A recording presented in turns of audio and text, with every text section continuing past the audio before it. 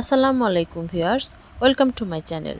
আমি আজিজুন নাহার আজ আপনাদের সাথে শেয়ার করব একটি ফলের উপকারিতা সম্পর্কে।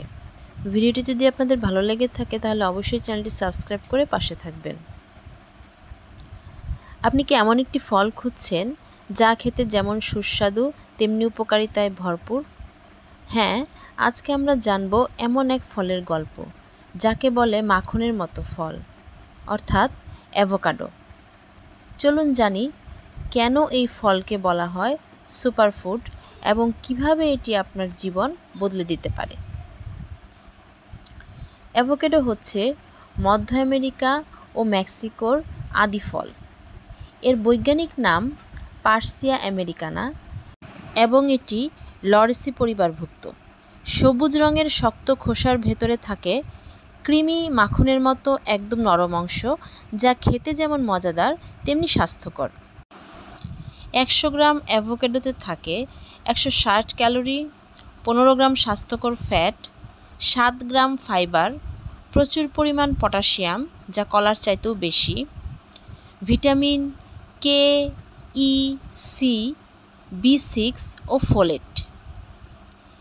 এই ফল খাওয়ার মাধ্যমে আপনি পেয়ে যাবেন শক্তি, রোগ প্রতিরোধ ক্ষমতা এবং হজমের সহায়ক উপাদান। এখন আমরা জানব অ্যাভোকাডো খাওয়ার 10টি স্বাস্থ্য উপকারিতা সম্পর্কে। 1. হৃদরোগের ঝুঁকি কমবে। 2. রক্তচাপ নিয়ন্ত্রণে থাকবে। 3. কোলেস্টেরল হ্রাস পায়। 4.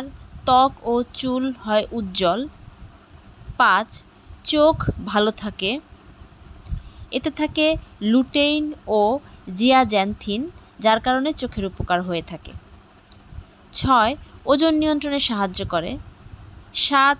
ডায়াবেটিক্স রোগীদের জন্য নিরাপদ। 8. অন্তঃসত্ত্বা মায়েদের জন্য উপকারী।